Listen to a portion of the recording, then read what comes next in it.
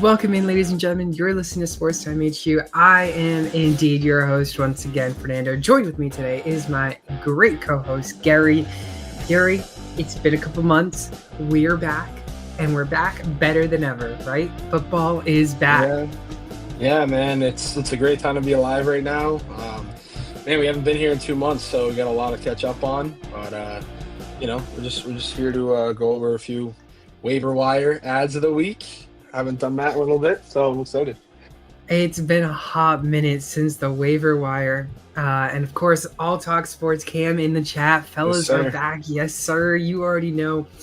But we are going to get into some of the news and notes. We're going to get into all the waiver wires, and all these waiver wires are going to be players that are owned less than 70%. So if they're less than 70% owned in PPR, 10-team leagues, then you might have still a chance. If they're in a 12-team, you might have a better chance of not being able to see them in the waivers again. But let's get into some news and notes. Gary, do you want to start us off with some news?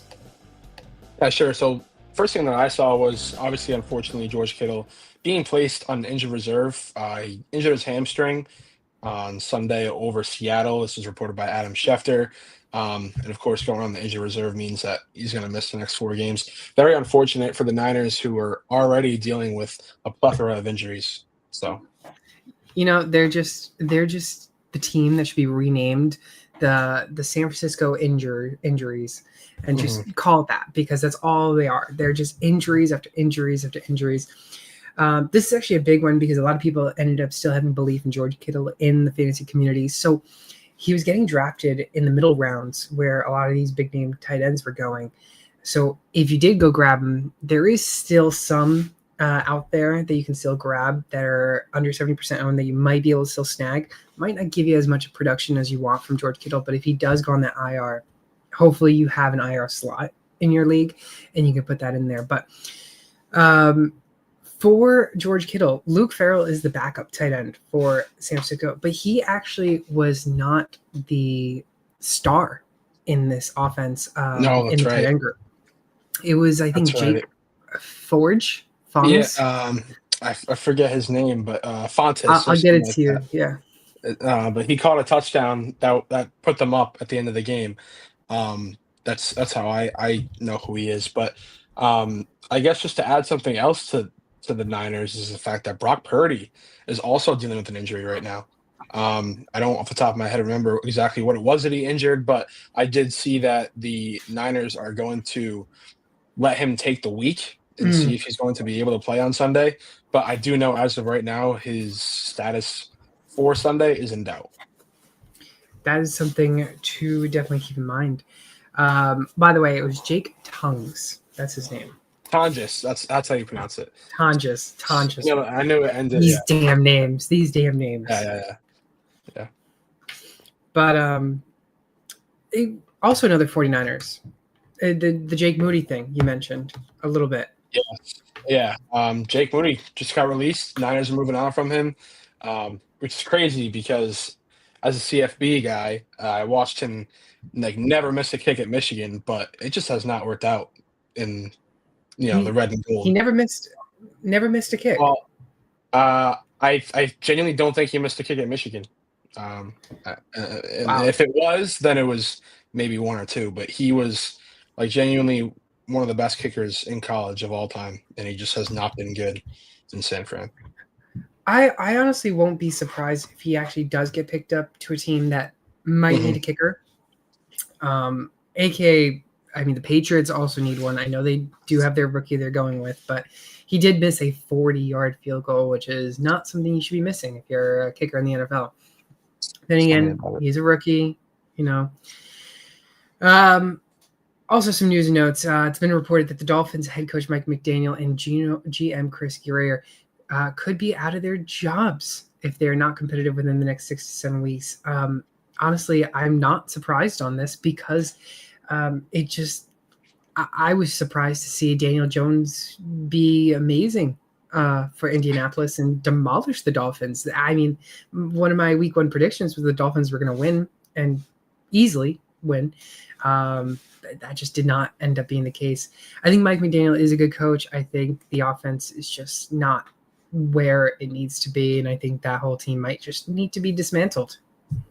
Yeah. Over the past couple months, obviously we haven't had any shows, but if we did have any shows, this would be one of the teams that I would talk about, like getting closer to the start of the season, because they were one of my teams that not necessarily I thought was going to sneak into the playoffs, but a team that I could see going around 500 and knocking off some of the better teams in the league, just pulling off some crazy upsets. I have been fantasizing over Tyreek Hill, getting back to that like top 8 wide receiver totem. And, week 1, it just didn't look like it. I thought we were going to get a pretty much fully healthy season of Tua, and he was going to, come out and shock everybody. Well, obviously I don't want to overreact after week 1, but they looked horrible. They lost, 33-8. Daniel Jones looked phenomenal. So the defense is just getting carved up. But yeah, I totally agree with you. I had the Dolphins winning. I threw money on them. I was actually pretty confident in them, and they let me down. That was really bad. But yeah, I wouldn't be surprised if they're out either. I wouldn't be surprised either if they're out, because they just did not look good at all. Should I ask how much money you ended up spending on the Dolphins? I think it was like $25. It was I didn't actually put a lot of money on it because I got a 100% odds boost. It's actually pretty crazy. I've never seen that before, but 100% odds boost. So whatever the odds were, I think at the time I got a plus 100 because they were underdogs. It just doubled it, so it was pretty nice. But yeah, I only lost $25. It wasn't that big of a deal, but I was very confident in them. 100% boost. Again, if you haven't done so already, go use that code SportsTimeHQ. They're going to match first deposit up to $100. Gary used it, and look at him. He lost, but yeah.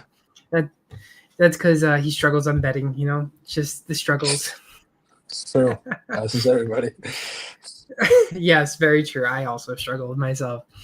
Let's get into, maybe I should let you intro this, because this is a guy that, this is a guy that, I think you were very passionate about. Well, so I saw that Browns rookie running back Quinshon Judkins officially signed his rookie contract, finally ending the drought. 4 years, $11.4 million fully guaranteed for his contract. But obviously right now, the rumors swirling around that he could be getting a suspension. When is he actually going to play? At the moment, no one really knows. But he is meeting with the NFL and the commissioner, Roger Goodell, this week to discuss if he is getting a suspension. If not, and it is believed that he will not, he could make his debut on Sunday at Baltimore. I believe right now it is believed that he is going to make his debut on Sunday at Baltimore. I hope so that, he can come back, quicker the better. I think that him and Dylan Sampson are going to be a very, very good RB duo. So I can't wait to see that. And maybe we'll talk about Dylan Sampson a little bit. Yeah, we might have to, but I will say I was a big Jerome Ford believer because of his production last year. Because of his production, he actually wasn't that bad. But, I mean, I was drafting him in a couple leagues because I wasn't sure if he was going to get over the depth chart with Dylan Sampson. And I was like, maybe Jerome Ford, he's got the experience. He might just win it. And then it just ended up, we saw Sunday just was not the case. Dylan Sampson led the backfield. But Judkins is a very big one to watch out for, because I know a lot of people drafted him after he signed his contract. But also they didn't know about really the suspension thing going on, because he was getting drafted way over Dylan Sampson and also Jerome Ford. Not that it means much, because they're also backups to the Browns. But I also don't believe he'll be serving a suspension. I think he will be back next week. But again, there's a lot of ifs with Judkins. And also, Gary, if I'm correct, he didn't practice at all with the team the whole summer, right? No, he had the rookie training camp at the very beginning of the summer, like all the rookies have. But outside of that, no, he has not really been practicing at all. So, and that's also my concern. We see Dr. Jesse Morse was on the show a few times already the past couple seasons. He mentions that in the beginning during training camp, you see a lot of hamstring injuries. Judkins, who hasn't been practicing with the team, he could face a hamstring injury because he's cold. His body's cold, and he's got to have to ramp himself up. Hopefully the Browns are smart. They aren't usually, but hopefully they are this time. And they use him and integrate him slowly into the offense. Yeah, and I think if he comes back next week, that's what they're going to do. I have Judkins in a dynasty league, and I'm not going to play him no matter what next week. Um, so yeah, there's one already. You'll probably hear a couple more in a few minutes. I'm not going to play him. I just don't believe that he's going to be an integral part of the offense right off the Hmm. bat. I think he's going to end up being a great player, but yeah, next week I think they're just going to try to ease him in. Probably have him on like a 30 to 40% snap count, if that. And yeah, we'll see. Yeah, we will. We will indeed have to see what is going to happen with this Browns because they should have possibly won that last game against the Bengals. Yeah, you want to talk about kickers? Don't get me started. Do not get me started. Let's go on to the Steelers. They're signing safety Jabril Peppers, adding some more defensive powerhouse type of players, or at least past powerhouse players. Yeah. He could be integrated into the defense, but again, he is more of a depth type piece on the Steelers at this age of his. I don't really see much with him, but again, the Steelers, and I don't know if you watched the Steelers and Jets game, but that was a cinema. That was game of the 1:00 games because I won't say game of the week because obviously the Bills and Ravens. But that's definitely the runner-up, in my opinion. 35-32, something like that, whatever the score was. It was a crazy dogfight. Both quarterbacks played amazing. Defenses not so much. At some points, there were some good plays, but yeah, I mean, I guess just to talk about this, one thing that happened in that game was the The Steelers suffered a lot of injuries. Safety Deshaun Elliott went down, and I think that's kind of where this signing comes in for Jabril Peppers. Usually he is just going to be more of a depth guy, but he might actually just be thrown in as a starter immediately if Deshaun Elliott is, going to miss some time. So yeah, that's why I think they made this signing.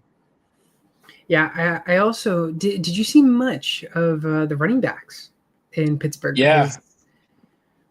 Well, if you're talking about the Steelers running backs, you're saying, or the running backs in the game as well. Yeah, the Steelers running backs. I saw Caleb Johnson did nothing.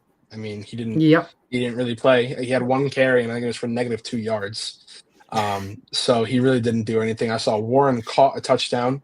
So obviously, he's still being a factor in that pass catching offense, which is what I've been, knowing he's capable of doing. You've been a Jalen Warren fan your whole life. I have, because I know what he's capable of, and I just know that, if he is a true one at some point, he's going to be a good fantasy asset. Now, right now, I don't know if I can still say that because Caleb Johnson's there, and how much are they going to build him up, I don't know. But week 1 was pretty promising for Jalen Warren owners. I know I drafted a couple times Jalen Warren because I'm not a Caleb Johnson believer. Neither am I. So, I mean, yeah, obviously, if he's going to the Jalen Warren crew, you're all in on Jalen Warren. Right. But I will say I think that is something to watch because a lot of fantasy managers, again, they drafted Caleb Johnson thinking that he would be the lead back, and in fact, he was not. So I think that's something to just keep in mind. You might see Caleb Johnson be dropped in some redraft leagues, to be honest, because again, redraft is completely different than dynasty, and when they don't produce, you're most likely getting dropped. I expect most of them to still have Caleb Johnson this week, but if he does another dud, he could be on the waivers next week. Yeah. This one is an interesting one. This is the last set of news and notes that we have is the Eagles are trading a 2026 fifth-round pick and a 2026 sixth-round pick to the Jacksonville Jaguars for running back Tank Bigsby. This one comes as a little bit of a shock because we saw Tank Bigsby do pretty good for Jacksonville. Now, they did draft Bashul Tutton, and he only carried 3 times for 11 yards this past game. So, again, not much of a factor. But you know who was a factor? Travis Etienne. Shocking. Here we go. Can't wait to hear how he's back. No. I'm pumping the brakes. I'm pumping the brakes a little bit with Etienne. I was a big believer on Etienne 2 seasons ago when he popped off. I was in last year, and then he kind of just really just his whole mechanics and everything was just all off. If he can somehow find his 2023 form, we could see the 2023 form come again. But it was against Carolina, who has bad defense. Next week is no better because it's Cincinnati. After that, I want to see what happens. I want him to face Houston, San Francisco, if San Francisco stays healthy at all. I want to see those. If he can do good after week 3, week 4, I can then buy on the train on him. Yeah, and I would have to agree with that. I mean, the game script was perfect for him. Obviously, to what extent this is, I don't know, but they had that weather delay. So how that changed up the play calling, I don't know. But obviously, they were going up against the Panthers, as you mentioned, weak run defense. I just saw Trevor Lawrence kind of handing the ball off like every other play, and I felt like that's all they were trying to do was just hand the ball off and get out of the stadium. Lawrence sucks we'll see. anyway, so. Well, that's also true. The whole team sucks.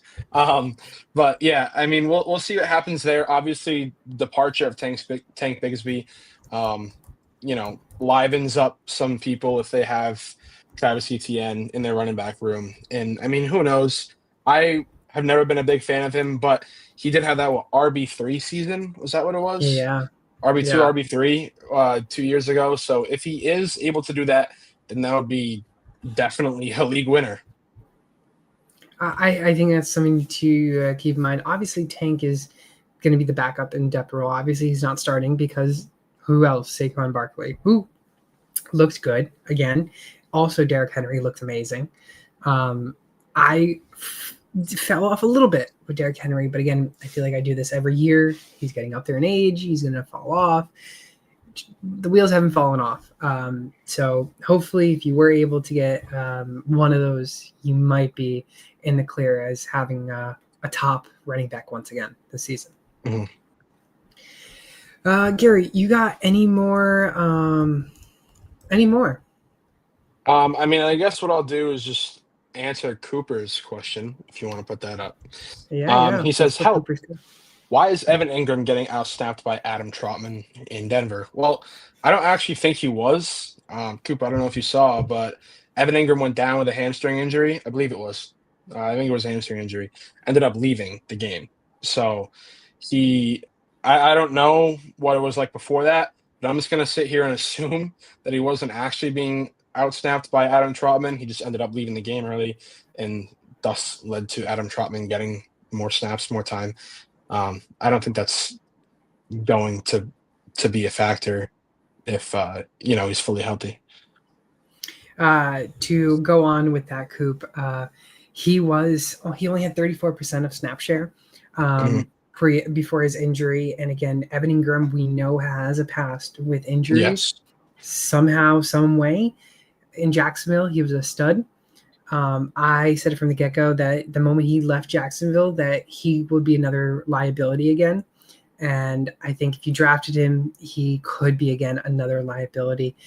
I hope you didn't draft him, but I think you did based on your question. If you do need to find another one, we had 2 good waiver wire pickups for a tight end, but I think monitor Evan Ingram this week, see if he practices, and if he's limited. If he's full go, then he should be okay. But it is a calf injury. Calf injuries sometimes take a little bit longer to heal up and be 100% when you're back on the field. He may still play this weekend, but again, he might be not to his 100% self. That's what I got. And of course, Cooper saying the whole blocking role narrative, the passing down snaps was only 23-16 in favor of Ingram. Ingram played over 3 quarters, but still only getting 34% snap share is not that great. He might have been hurt the whole game. I mean, we don't really know. So yeah, he could have tried to come back and everything, and then by the end, he just couldn't do it. Yeah, I think that's what we come down to the end. The conclusion. Yeah. That's what I'm trying to figure out. I guess we'll go into the waiver wires. Our first waiver wire. Let's do it. Week 2 waiver wire quarterbacks of the week. Obviously, people who didn't draft a quarterback in one quarterback leagues till the end. You may be looking for some new quarterbacks. So Gary, he was fielding all over that waiver wire, and he's found himself a guy. And Gary, let us know who your guy is. Yeah, my guy is OSU's own Justin Fields. I mean, does anybody remember this guy? I mean, he just absolutely went nuclear for the Jets. 29.5 points this week. QB2 this week. That's good enough for. And I think he's got a very good matchup again coming up next week against Buffalo. The defense as a whole looked pretty weak against Baltimore, and I'm going to assume that's due to Lamar Jackson's running ability. The run defense was horrible last year. It's horrible again this year. And again, we just saw what Lamar Jackson did. I'm not calling Justin Fields Lamar Jackson by any means, but Lamar Jackson's a very mobile quarterback, probably the best mobile quarterback in the game. Fields is also a mobile quarterback. I kind of expect him to pick them apart, just like Lamar did. Under 70% owned, so he might be out there in your leagues. Yeah, I actually really like Fields. In Dynasty, I was actually trying to get him everywhere because I still believe in him. Again, in fantasy, he's rushing ability. He's got that rushing ability to provide you fantasy points.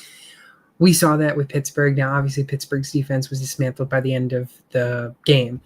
But again, like you mentioned, the following week, they have a favorable matchup once again. Fields, he's got weapons there. He's got Breece Hall to dump the ball off to. He's got Garrett Wilson. I mean, he's got some power weapons there that could end up helping him continue that fantasy success. So I'm all over it. I do love Justin Fields for fantasy purposes. And Gary has disconnected. I will go into my guy, and Gary probably disconnected because of my guy, because Gary does not like my guy whatsoever. Gary, in fact, my pick is J.J. McCarthy. Now, for anyone who knows, I am a big fan of J.J. McCarthy. Big fan. This is no bias, of course, with J.J. McCarthy. He shut all the haters up. He managed to win. He went into Chicago, his hometown, managed to beat Chicago somehow, some way. Fourth quarter is where the magic came. If J.J. McCarthy can play like the fourth quarter every game, this guy can be a future stud from Michigan. J.J. McCarthy, of course, he's 62.6% owned, 23.2 points in fantasy points. Mind you, that was good enough to be a top 10 quarterback. Now, he's going on to face Atlanta next week, who just gave up 22.6 points to Tampa Bay, to Baker Mayfield. So I think this is, again, it's a weaker style defense for Atlanta that they're going up and facing. And J.J. McCarthy, he's got some favorable matchups. He then goes on face Cincinnati week 3, then Pittsburgh in week 4. Maybe a little tougher matchup in Cleveland, and then he goes on his bye week. And then if he is your quarterback 1, then after the bye week, I mean, you could be very much looking good in that for J.J. McCarthy. Coop, you got a question. Do you guys think that Juwan or Harold Finn have a bigger season long-term value than Tucker Kraft? I honestly don't see that all too much.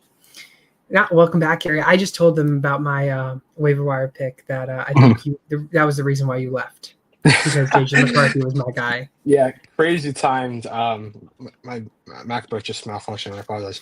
So J.J. McCarthy, I mean, crazy last night. I mean, how much did you watch of it? I know your schedule. I watched the whole thing. You watched the whole thing, of course. You made sure. It may be 3:30 in the morning right now, but I watched the game last night to watch my boy J.J. McCarthy. That's respect. It was actually 9 a.m. my time, so I was up. Oh, okay. Okay, that's respect. No, I mean, outside of the first half, he looked pretty good. And I will say that now because, I mean, he did. He put up 23 points yesterday against the Bears defense that a lot of us expected to be pretty solid. I mean, they were without some key guys last night, like Jalen Johnson. I think TJ Edwards was out too, or somebody else is out. So they had some key guys out. But for the most part, in the second half at least, he looked really solid on the ground, throwing the ball to Justin Jefferson. That was finally, they were finally able to connect in the second half. So I'm going to try to throw that first half out the window because that was really bad. Through the pick six, first career touchdown goes to the other team. Half this is the best of us, but he looked good in the second half. If we can see second half JJ McCarthy last night, then That's exactly what I said. He could be quarterback steal of the draft. That's exactly what I said. I said also, Gary, I'd like to hear you. Did we shut the haters up on JJ McCarthy? No, not yet. I figured. I'll get you there.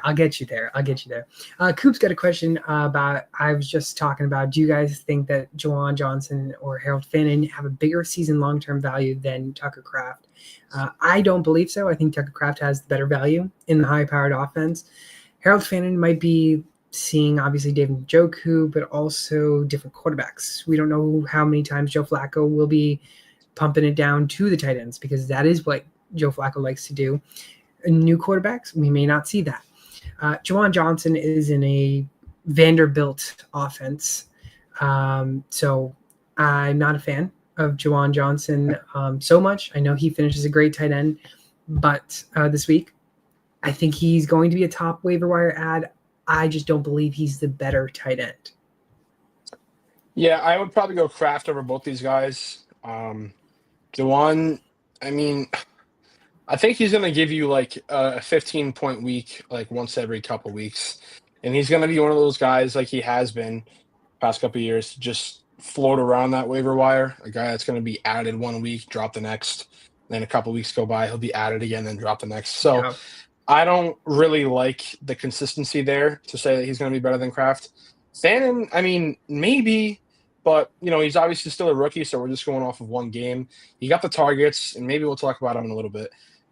He's got the targets. The targets are there. I like that because Joe Flacco's at the helm, and he just loves peppering his tight ends. But Freddie, you mentioned the fact that he could be, seeing different quarterbacks this year, and that's definitely a possibility. So I'm not 100% in on Fannin. I think Fannin has the upside to be better than Kraft, but if I had to pick one, then it would be Kraft full season. Yeah, so we both got Kraft. Bo for Smurf, I got Goddard and Loveland. Would you drop Loveland for Fannin, Henry, or Juwan? Well, we already kind of talked about Juwan and Fannin, but I'll give you my take on Henry. I'm not a big fan of Patriots receivers / people catching the ball in New England, but Hunter Henry actually is a good tight end, and I think he'd be worth the pickup over Loveland, and that's only because Drake May likes to target Henry, and especially in the end zone. This past week, he just scored 10-plus points. I think you're going to see that a lot more with Henry, again, as we continue. The offense isn't that great with the receivers. Tight end Hunter Henry is elite, so I think I'd rather put Henry over those three and over Loveland. I'm going to hold the brakes on Loveland just due to the fact that, again, he's a rookie too, and a guy that we kind of expected to maybe start off slow and, find his way into the offense in a few weeks. I drafted him in one of my leagues, not happy about it, but kind of just hoping that he can be like a 7-point per week guy, maybe 8.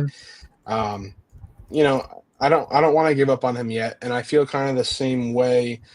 Or I don't want to say I feel the same way, but Goddard, if anything, in my opinion, is the guy that I would be leaning more towards dropping for one of these three guys. I just feel like what you're going to get from Goddard. He's going to give you an 8-point week like he just did once in a while, and then he'll give you 3, 4, and then he'll give you an 8, and then 3, 4. He never really does more than that. So I'm not a fan of Goddard really at all. And if I don't see, him do anything in the next couple of weeks, I would drop him for any of these guys. Ooh, okay. I don't like Goddard. I've never been a fan of Goddard, and I don't think he's really going to be in a key role in this offense at all. I always like Zach Ertz over Goddard in that offense. Gary, has the plot been lost for Justin Fields as a waiver wire? Why, you think he should just be on a starter for every team in the league? I agree. Should be 90% owned. No, you can't not call him a top waiver wire out of the week. He was QB2 this week. So yeah, exactly. Come on now. And he's under 70% owned. Exactly.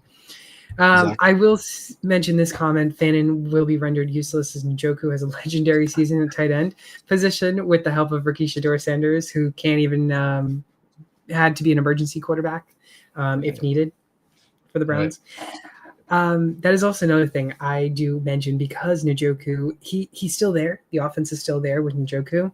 We could see more receptions with Njoku 1 week, more with Fannin. I think it's going to depend on that. And I think that's also the big question. And again, rookie tight ends don't usually do that great in their rookie season, or at least the first couple seasons. So I think it's just something to keep in mind. Mark's got a big question. This one's a big one. Would you trade Hurts, Mika Ibuka, Devonta Smith? Okay.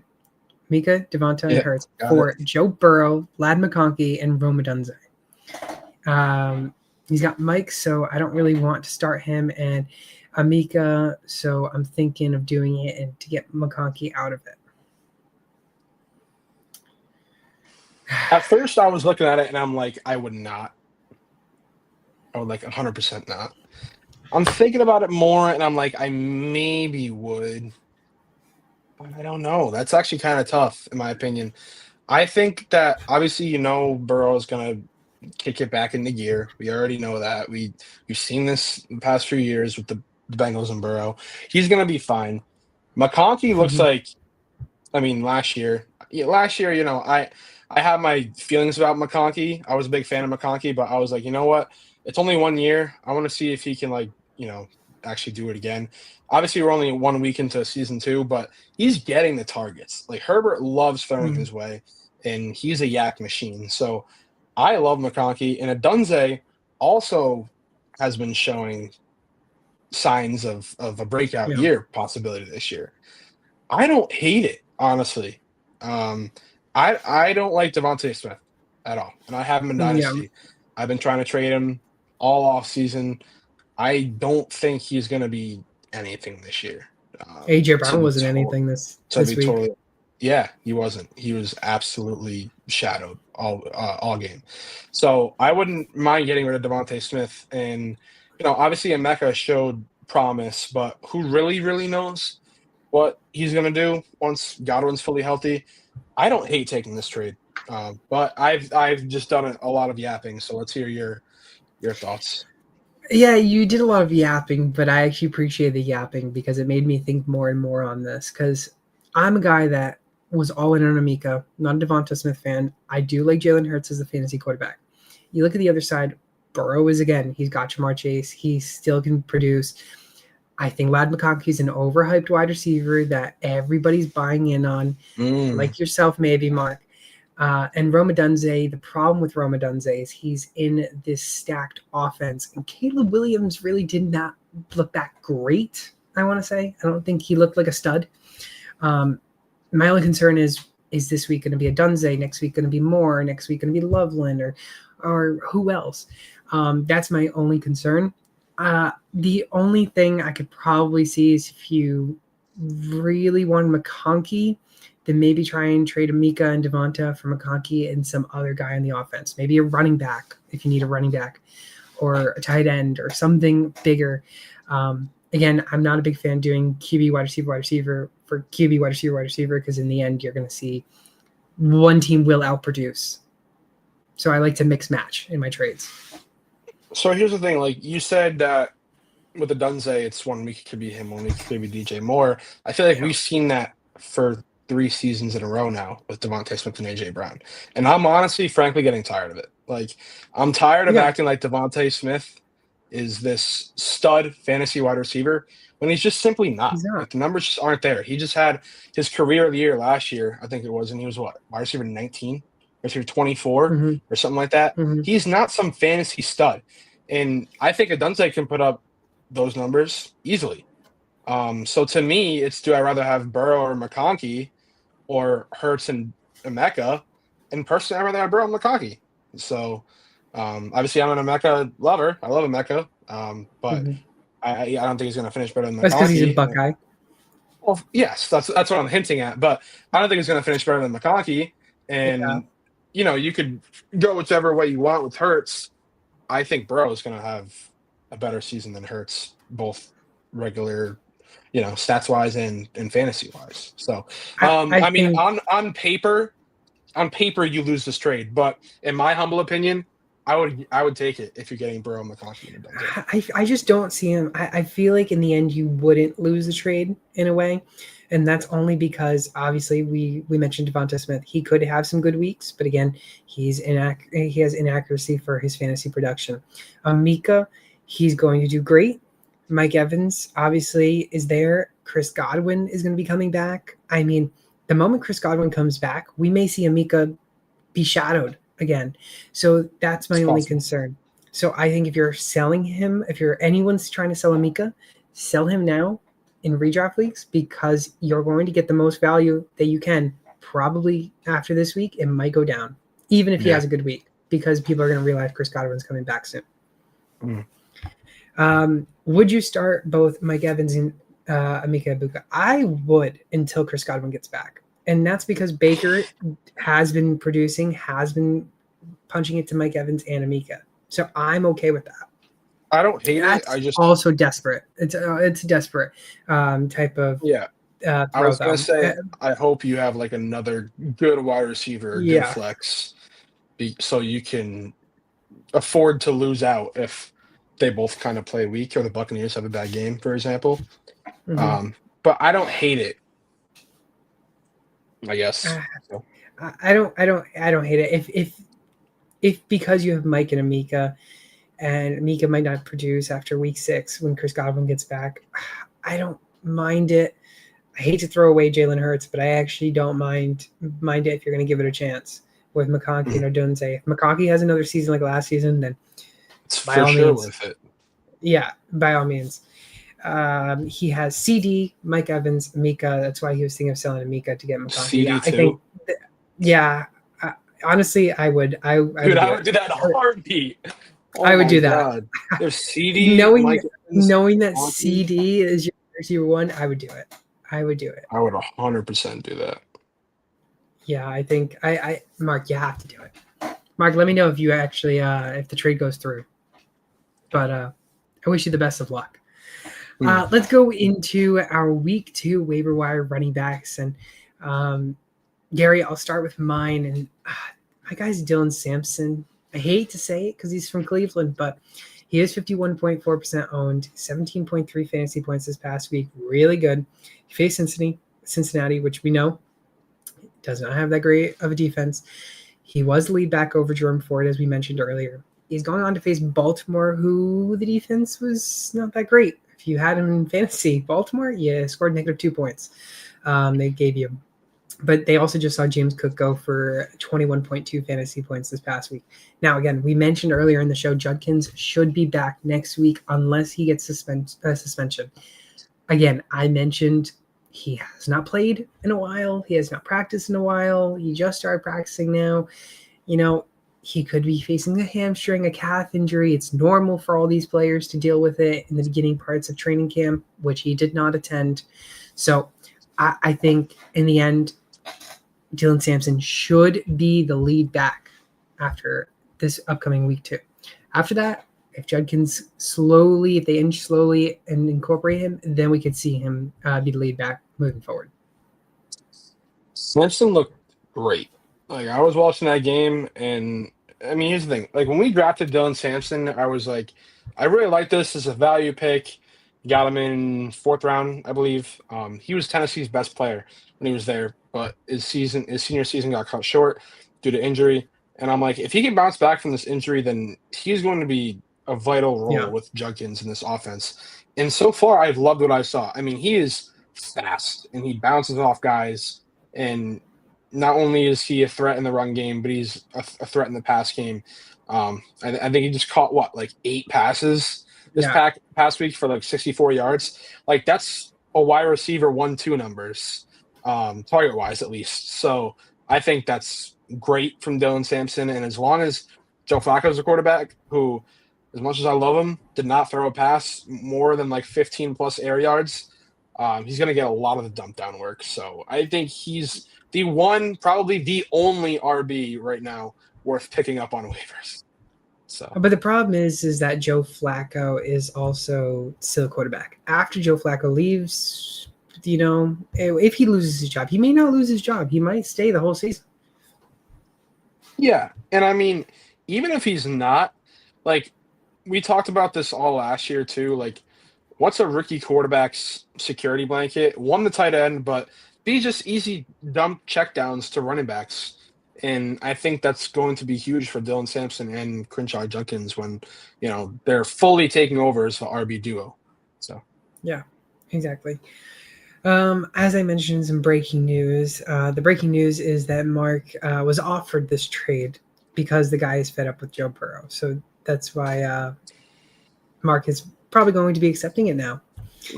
He also, by the way, has Rashee Rice on his IR.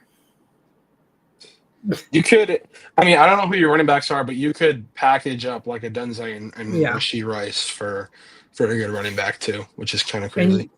And you could also mention Rashee Rice is on IR. I just saw that. Still, I wouldn't mind getting rid of a Dunze and Rashee Rice. For sure. For sure. Mr. Magic in the chat. Yo. He's got a question. How much FAAB should I put on guys like Keenan Allen and Justin Fields? Mr. Magic, the one big question is it a super flex or is it one quarterback? Because if it's one QB, I wouldn't be putting so much money on Fields. No. But if it's a super flex, I think a lot of money could go on Justin Fields. Yeah. On that. Going back to Mark, Chase Brown and Travis Etienne, if those two are your starters, I would recommend packaging. Yeah, I definitely would do that. Back to Mr. Magic, though. He does have Bo Nix. That's my thing. I'm not a big fan of having two quarterbacks in one quarterback leagues on my roster because I think it's a waste. I'm not necessarily not a fan of it, but I wouldn't go any more than say $12.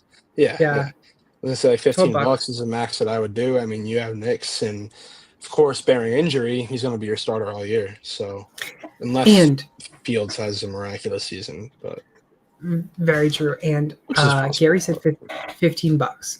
Just want to mention, many of you put in $5 FAABs, $10 FAABs. Why don't you put odd numbers like 12, 13? You have a better chance of getting the guy. Obviously, if it's 15 and I put 12 or 13, I didn't win it. But still, I mean, if it's a waiver priority and the FAAB is a tie and it goes to waiver priority, you might lose. You might lose it if you're always in the thing. As for Keenan Allen, Keenan Allen looked great. He looked great, 19.8 fantasy points. I would have loved to add him as my waiver wire wide receiver. I just thought that there was another guy more to talk about. Or bigger to talk about. I think Keenan Allen, I'd probably, again, put 10% of your FAAB. So I'd probably say about $10, $11. Yeah, I'd probably agree with that as well. It looks great. Yeah. Gary, who is your running back waiver wire? So, like I mentioned, I think Dylan Sampson is the only one worth actually going out and getting. In the RB position, it was kind of the same thing last year. RB suck. Yeah. So I'm kind of just going with the dart throw here. I went with Kenneth Gainwell. We already talked about Pittsburgh running backs already a little bit. But he's my pick just due to the fact that he ended up playing 50% of snaps, which is kind of crazy to me because we didn't expect 54% of snaps, which is kind of crazy to me because we did not expect that at all from Kenneth Gainwell. We expected just Warren and Caleb Johnson. So that's kind of a fishy situation to me. But if he's going to get, 50 to 60% of the work right now, then I would exploit that if, you desperately need to. He was active in the receiving game, only had 4 yards, but he had 3 catches on 4 targets. So the opportunities are there.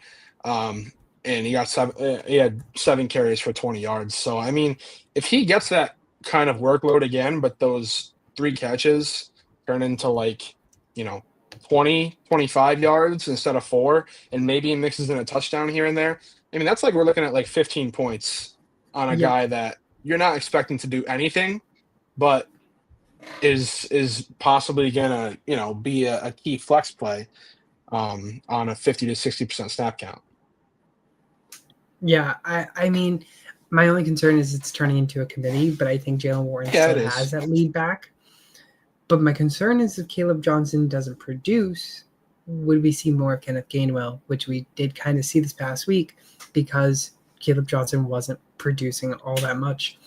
I don't hate it. I think if you're in a deep league, I think it is a good pickup. I think Kenneth Gainwell is a good pickup if you're in a deeper league. But Dylan Sampson, like you mentioned, I think, I was looking at the running backs again, and I'm like, here we go again. Another year where the running backs are going to be tough to find. Right. So if a guy goes down and the backup is going to be the starter and the starter is out for the season, you need to spend 50, maybe 60% of your FAAB on that guy because unless it's a really bad offense, let's just say. If it's a really bad offense, maybe a little bit less. But most of it, if you're in desperate need, running backs are so hard to come by.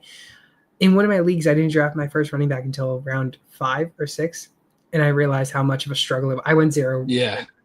It was a 0 running back strategy. It was brutal. It was a brutal time. Brutal time to be alive during that draft. So Dylan Sampson, Kenneth Gainwell, our waiver wire running backs. Let's go into our waiver wire wide receivers. Gary, start us off with yours. So I went with Rondell Robinson, and he's the guy that we talked about last year, just due to the fact that he gets a ton of targets and started off the exact same way this year, but with a new quarterback. So Russell Wilson targeted him 8 times. Yay. And he played 76% of snaps. That's great for a guy that, again, you're not expecting much, but if you desperately need to play him at your flex, he could give you 15 points on any given night. And that's without a touchdown. I mean, he could have 8 catches for 70 yards. Next week, he plays against a fairly weak Dallas defense. I think it's going to be a great game script. I mean, they're probably going to be down the whole game. And he just put up 12 points last week. So, I mean, even on a week that, they didn't do anything on offense, the Giants, he still was okay. Is it bad that I'm starting to like Wan'Dale Robinson more and more every single week? Because last season I started to like him towards the end, and I was actually in on him this year. In all my dynasties, I tried grabbing him. He looks pretty good, and I think he's going to be a good waiver wire pickup this week, especially if Russell Wilson or whoever the quarterback may be, if it's Jackson Dart, Jameis Winston, I don't know who the quarterback is going to be. But right now we know Russell Wilson will be the quarterback for week 2. But it's not a bad shout. I think Wan'Dale's talent is there, and I think he can succeed with Daniel Jones, Russell Wilson, or whoever the next quarterback is after. So, Mr. Magic back in the chat. Should I consider buying low on Kenneth Walker? I have Charb. Running backs I have on the trade block are Pacheco, Pollard, Warren, and Eckler. Do not get the same 2 running backs on one team because you're going to go back and forth. Who should I start? Who's going to do better? Yada, yada, yada.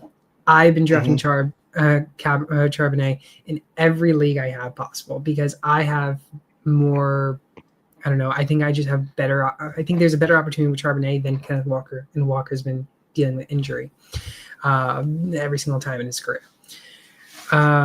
Pacheco, Pollard, Warren, and Eckler on the trade block. Gary might say Jalen Warren is a guy to go fetch. I actually would agree as well because I don't think Warren's going to cost you a lot. You can also make the argument that he's in a committee. I think Warren is also a lesser known name than Kenneth Walker, in my opinion. So you might have to pay more for Kenneth Walker than you would for Jalen Warren. I mean, I don't even hate Eckler or Pollard either. Like, I don't either. I like Eckler. I'm actually a big Pollard guy this year. I mean, they didn't do anything against Denver, but that's against Denver. And he actually himself didn't look that horrible. He only had, it was like 7 or 8 points. So he didn't really do that great. But on the field, he didn't look horrible. And Eckler, I mean, he just got hurt, I believe. I don't know what it was, but he's on the injury report right now. He might actually not play this Thursday. Or I think it's Thursday that they play. I don't think any of these guys that you have there are bad to necessarily pick up. In terms of K9, never been a fan of him. I feel like there's like always this hype around him that he's like a top 15 to 20 running back, and he may be. He very well may be. He probably is. But it's just the fact that at some point he's always getting hurt, and I hate seeing that red Q around the guy's name all year long. because it's just stressful for you. And it's like, I don't want to have to put in a guy when they're going into the game injured, not knowing if they're going to be able to even give me like 8 points. And that's my RB2. Mm-hmm. So I'm not a fan of K9. So no, I never was, never will. Yeah. And Mr. Magic agrees. He's agreed with you. Valid. So you mentioned Wan'Dale Robinson. I'm going to mention my guy, and you go all the way to California, go to Hollywood, and go get yourself Hollywood Brown. In fact, he's not in California, so if you're trying to find him, he's not there. He's actually in Kansas. Hollywood Brown. Actually, Missouri. It's actually Missouri. Sorry, my fault. Mr. Technical in the house. No. He's 30.3% owned, had 19.9 points. He had 10 receptions on 16 targets, 99 yards. Now, for anyone who watched the show in the offseason, I was adamant. I was every single week, for the most part, wherever I could talk bad about a player, it was Xavier Worthy.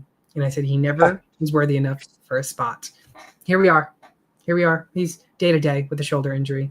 Probably because he mentioned something about Taylor Swift and Travis Kelce took him out. But the question is, how long will he be out? And I think the problem is I think whether or not he comes back, I just don't think Xavier Worthy is that good of a wide receiver. I think Hollywood Brown actually is better than Xavier Worthy, which is crazy to say. After a few years ago, I probably wouldn't have said that. But Rashee Rice, he's got 5 more weeks on the suspension. Hollywood Brown is probably, in fact, if Worthy is out, is the number 1 wide receiver on that offense. And Hollywood Brown, he's played with Patrick Mahomes. He knows the offense. He's a deep threat. He's got speed. You got to go get him. I think he's a top waiver wire wide receiver of the week.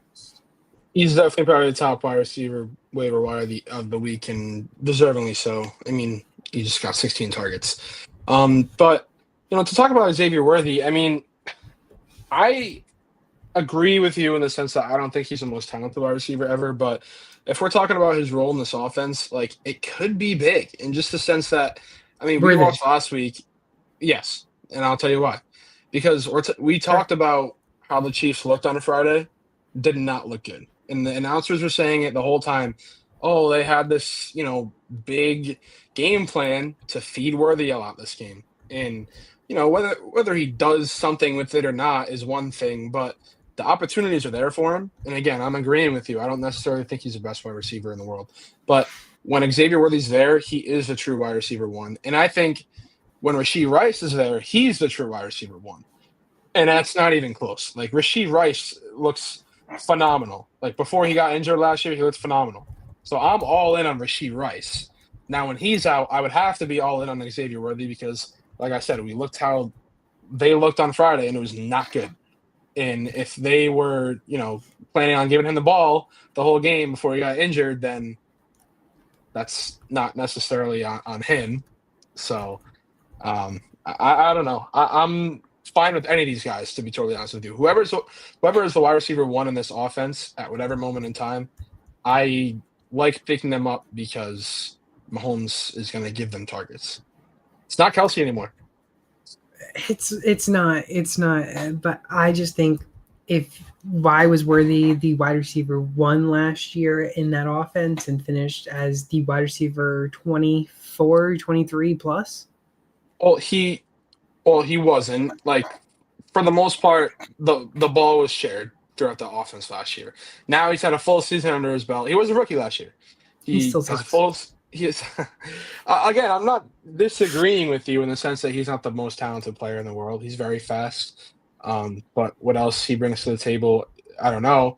But I think, like I said, whoever's going to be the wide receiver 1 in this offense is going to eat. And again, I'm not calling him a top 15 wide receiver. Like, I think he's going to finish around his ADP, which is 22, 25. Wide receiver 22 to 25, that range. I think he'll finish right around that ADP if he has a fully healthy season. Okay. I guess we'll have to check it out towards the end of the season. If Worthy even comes back, who knows? Hollywood Brown, Wan'Dale Robinson, our waiver wire wide receivers. Let's get into the tight ends that I accidentally put up on the board already. But I will go with my guy. And again, I was drafting this guy everywhere because he's back on the same offense. Jaden Daniels liked to throw with him last year. Sure, they got Deebo Samuel. Sure, Deebo Samuel popped off. But Zach Ertz actually had a decent week in Washington. 47.9% owned, 11.6 points. Again, doesn't seem that much, but guys, if you're scoring 10 plus points in the tight end world, you've won your week for a tight end. Three receptions off 5 targets, 26 yards. He did have a score, which we saw last year with another productive week for the 34-year-old. And again, he should continue to help Jaden Daniels. Last year, he finished tight end 8, and this year he was being drafted as a tight end 19. And that is why I waited until the very end of the draft to get this guy, because I think he's still going to be a stud and still right around finish the tight end 8 range. Why am I going to pay a 7th round, 8th round pick when I can get him for the 15th round, a guy that can finish as a top 10 tight end or top 8 tight end? He does have a short week, I must say. He does have a short week. He does have a short week. He plays on Thursday. But he's a guy that we talked about last year. And, I mean, that's just because he found ways to stay relevant. Jaden Daniels loved throwing to him. So I don't hate this pick at all. Under 50% owned. He's out there for anybody that needs a backup tight end or a tight end if you have Kittle, for example. I think he's one of the top guys to go out and get, as do I think this next guy that I have is one of the top guys, Harold Fernando Jr. I mean, we already talked about him, but he's everywhere. Only 8% owned, understandably so. He's a rookie. He's behind David Njoku. The thing is, he's not a normal tight end in this offense, and I say that because he lines up as a wide receiver, and he plays as much as David Njoku, so you don't have to worry about, when Njoku's out, then he's in. No, it's not. They're on the field all the time. They together, 72% of snaps, so that's not an issue. It's not like he's in the 40s. I think he's going to be fine all season long. Do I think he's, going to finish top tight end? I don't know, but he just put up 13.5 points last week. I can see him kind of spurting those games out, every couple weeks. He led all the Browns receivers with 9 targets this week. And like I said, Flacco loves throwing to tight ends. So whether it's Njoku or Fannin, you can count on at least one of them to have a pretty good week. Last week, he resulted in tight end 6, and he's going up against Baltimore this week, who has an unexpectedly weak defense. Now, I say that because we expected them to be really good this year after picking up Jair Alexander, and who else did they pick up? Totally blanking. But, we kind of expected them to be a good defense this year, especially after they finished last year. They started off as a horrible defense last year, and they finished as one of the best. So maybe, we're in store for that again, but we're at the beginning of the season, so they haven't been great. And I also expect it to be a good game script for Cleveland pass catchers because they should be losing all game to Baltimore. I also like Harold Fannin. I think if it wasn't for Zach Ertz still being available, I would have actually put Harold Fannin as my tight end of the week. I think that is the next man after Zach Ertz. After that, it also starts to get a little blurry in the tight end world. Mr. Magic saying, I can't put Kittle on the IR right now. We're going to have to send in a ticket to Sleeper, Gary. We're going to have to call Sleeper up. Call them up. Yes, they're probably sleeping. If they're in Japan, they're probably sleeping. I tell you that. Yeah. But probably. I will say, Mr. Magic, Sleeper has been very buggy this new season, and I think that is because they've gotten way more users than they've ever had, because it's always growing, Sleeper is. I know Thursday Night Football, I don't know if you went on it, but you literally could not see any of the scores, anything on Sleeper. It was just really? Absolutely bugging. Yeah, it was absolutely bugging. I was telling – my dad was flipping out, I was telling him, though, I think give it like 2 weeks. I think after the second week, I think we should it should start to fix the bugs and everything should be back to normal that we're used to seeing on Sleeper. Zach Ertz and Harold Fannin Jr., our top waiver wire tight ends of week 2. But let's get into the most important part of the show, and that is Thursday Night Football predictions. We are back. It is, again, the Washington Commanders at the Green Bay Packers. The over-under 48.5 with the spread taking Green Bay, not by 3.6, but by 3.5, 3.5. I had a typo there. Sorry, guys. It's 4 o'clock in the morning for me. That's my excuse. But I'm excited because this is going to be a great game to watch. I think this is going to be a really cool one. I think it's going to be very offensively heavy. Gary, we're going to roll you. We're 2-0. We won our last week. So we'll just say that. I won it at least. Yeah. But let's see. How do you feel? I think Green Bay looked phenomenal this past week, and I think they're going to keep it rolling, man. I do. I like Washington. I love both these teams.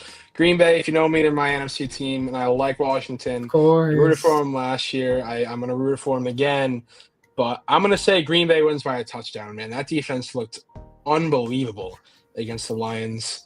And if we're being honest, the Commanders' offense didn't look that great against New York. And of course. No, of course. Well, I mean, we're only 4 days removed from it, right? Like once this game starts, so it's not like they're going to get a ton of time. But they played a hard Giants defense also. But Green Bay could have a top unit this year in the league with the addition of Micah Parsons. They looked really good. So I'm going to say Green Bay wins it by a touchdown, 27-20.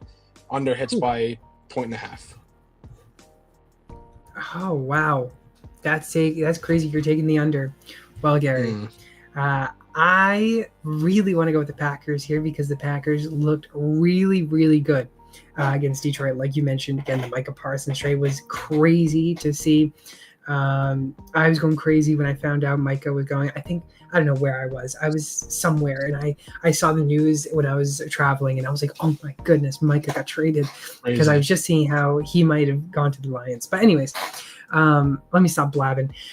I take the Commanders. Give me the Commanders, 31-28, and I'm smashing the over. Gary, we're already starting it. Full fade.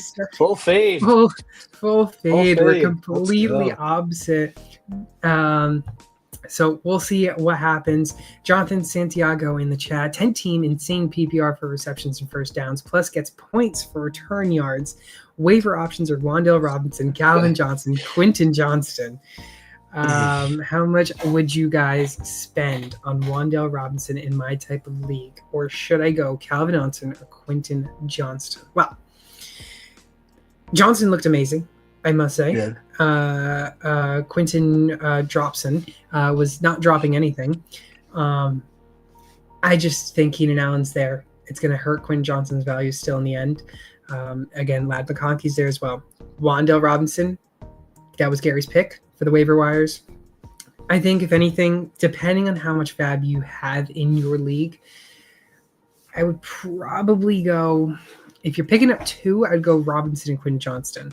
Now, how much is the question?